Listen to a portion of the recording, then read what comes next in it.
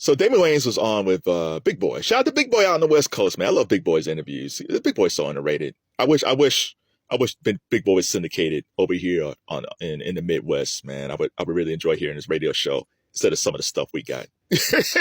I'm looking at you, Gil Hughley. Shout out to Big Boy. But Damon was saying how he has no desire of doing stand up again, and said people today are programmed to be offended, and it's true. Like, people are so offended by jokes. And listen, sometimes people do go over the line.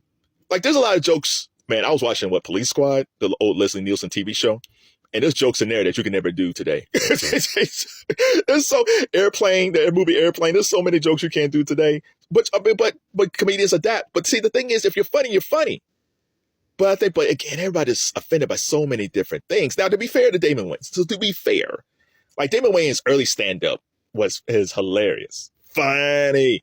And then you also have like the stuff he did on Living Color, iconic. And even My Wife and Kids. I love My Wife and Kids. Papa's House is okay. It's getting better. But the My Wife and Kids stuff is so underrated. I love that show. And Living Color is just fantastic. And his early stand-up is great. So Damon Wayans, from that standpoint, now, again, over the years, his stand-up hasn't been as good. But again, the early stuff is just fantastic. So shout out to Damon. So I understand what he's saying. But here's the thing. If you ask someone today of a younger generation, who do they think is really funny? I don't think there's a lot of really good, really, really funny stand-ups at all. I think there's people who are humorous, but I don't think so. I read someone said recently, oh man, this is the greatest era of stand-up. It's like, where?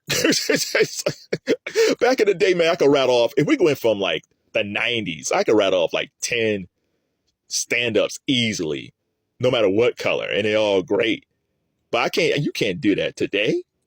So when you ask someone who's younger, like who's really funny, like this young lady below, she said, Druski is thriving now as a comedian because he knows where to draw the line with his comedy. Really, unless it's something really offensive, there should be no lines when it comes to comedy, and that's part of the problem. A few of you Asian vets can learn a thing or two from him. The only thing they can learn from Druski is try to learn about the algorithm and learn how to be an internet comedian, not internet funny. That's different.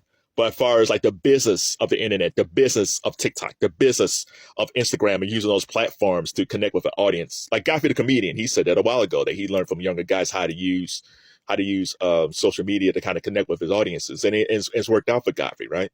So that's the only thing they can learn from Druski. From a comedian standpoint, there's nothing they can learn from Druski. There's nothing at all. And again, I'm not knocking him. I just don't think he's as funny as younger folks thinks he is. Like, I was watching this one video he made. It was about lyricism, and it was mocking rappers who use big words. Oh, perish the thought that you crack open a dictionary and a thesaurus to know how to use words. This simpleton Dr. Seuss style of rhyming, man, where there's nothing to these lyrics is amazing to me. And people say, oh my God, it's so deep. Is it? So him and his boys made this video about lyricism. I was waiting for something to be funny, or there was like a punchline or something. Nothing. And people say, oh my God, this is hilarious. This is funny. The only people that I find really funny on the internet, there's a guy, it's the relationship ones. Like, I think it's a dude named Carrie Legacy. And they make these relationship videos. And they're kind of funny. They're kind of funny because they talk about relationships. And those things are funny. But I just don't think Druski is all that hilarious. He's like your funny friend in high school, you know? That's like, oh man, you're really funny. You should try stand up. And he's like the guy that does stand up, but he's not really good at it. He's kind of good as an opener. It's like, the problem that we have today is that guys who people think are hilarious wouldn't have even made it that far back in the day. Druski, Country Wayne, if this was back in the days of, like, let's say the Wayans brothers, they would be the friends of Sean and Marlon that would pop up and you see them once in a while. I'll give you a better example. Hustle Man. If you're a fan of Martin Lawrence's Martin Show, you remember Hustle Man. Hustle Man was played by Tracy Morgan. Now, if I ask you how many times was Hustle Man on Martin, you would say, oh, he was on there a lot of times. He wasn't. Like, Tracy was only on there, I think, like 7 times in like 2 seasons, like season 3 to 5, he was on there. And Hustle Man was great because Tracy would come in there. He's like, I got something for you, Chief. And he would come in there and he'd have all this stuff. And he was hilarious, but he'd be in there he'd be for a minute and he'll be out. But he made such a mark. People say, man, when's Hustle Man coming back? I think that's what these guys like Kai Cenat, Show Speed, they're streamers, but people think they're hilarious. Country Wayne, who is a stand-up, but I think he's just kind of okay. And then you have Druski. Druski and definitely Druski and Country would definitely be Hustle Man. They come in and out. That's who they are. But now the way comedy is today, they're the top dudes. Hustle Man's the top guy. And you look at how brilliant Martin Lawrence was back then. Like, who was funnier than Martin Lawrence, man? And it was a slow climb because in House Party he was funny, but he wasn't the top dude. It was Kid and Play. It was Full Force. It was even Tisha Campbell and AJ Johnson. Then it was Martin Lawrence. And then he was in Boomerang. And it was Eddie Murphy and David Allen Greene and even John Witherspoon. And then it was Martin. But then once we saw him in Def Comedy Jam and the Martin Show, we realized this dude is iconic. This dude's amazing. But fine, okay, let me get off of that. Let me go to the other side. There was like a top 5 of the highest grossing comedians last year. And Matt Rife, who's 29, he was on Wild 'N Out years ago. Matt Rife was number 2. He made over $50 million. Matt Rife is internet funny, but as far as like a full stand-up set, he's not that funny. But from this era, they think Matt Rife is hilarious. But also on that list, you had Nate Bargatze. He was number 1. He's 45 years old. Fluffy the Comedian, he's 48. Cat Williams was in the top 5. Cat's 53.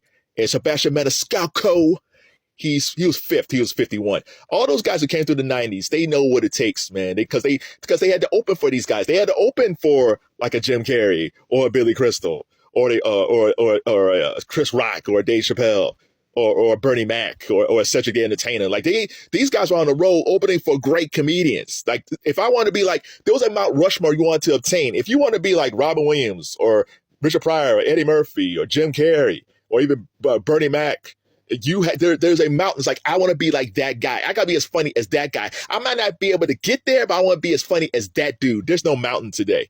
Who's on the mountain? If it is, it's really more of a hill than a mountain. To be where Eddie Murphy is, that's a goal. Most of these dudes aren't that. Okay, let me go on the other side. Let me keep on going on the other side, right? So you guys don't feel like I'm picking on the brothers. Shane Gillis comedian. The conservative dudes love this guy. He just hosted SNL.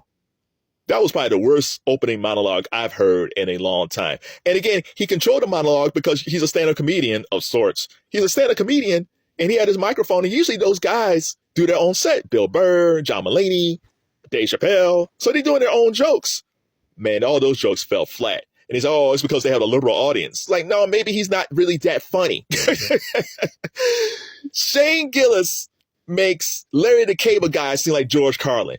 And Larry the Cable Guy is kind of funny. but he's not George Carlin.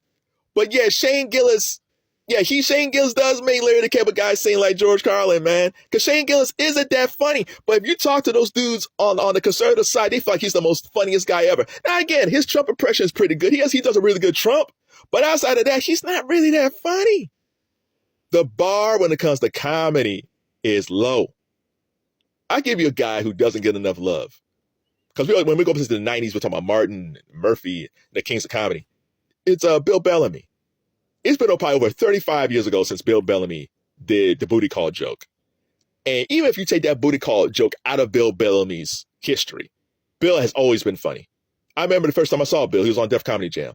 And Mark Lawrence said, "Oh man, here comes that pretty MFer." Because Bill looked like a model. He had the tease hair, man. He had the cool mustache, the cool suits. Like he was like an ebony man. He was like a young Billy D. Williams. But Bill was always funny. Always funny. Booty Call the movie's been decades ago. And if you see him now, Bill is always funny. That's what I want. That's what I want for my comedians. I want funny. That's all. You're just an old unk. My parents love the Def Comedy Jam. They love Martin Lawrence. My parents probably saw Richard Pryor in concert, maybe. They probably saw, probably saw Red Fox. And Red Fox was an older comedian. They probably saw him. Those guys are just naturally funny. Funny is funny. You shouldn't have to convince me how funny someone is. You just know. Like Red Fox, man, Red Fox was an older comedian by the time I started watching Sanford and Son. Hell, Rodney Dangerfield was hilarious. Rodney Dangerfield was way old when he did Back to School back in the 80s. Funny is funny, man. But everybody try to convince me how funny Druski is and how funny Country Wayne is and how funny Ijo Speed and Kai Sinai. No knocking against those brothers, man. I admire those brothers because they make a lot of money because they figure out the algorithm. But the algorithm of data is totally different than the algorithm of funny.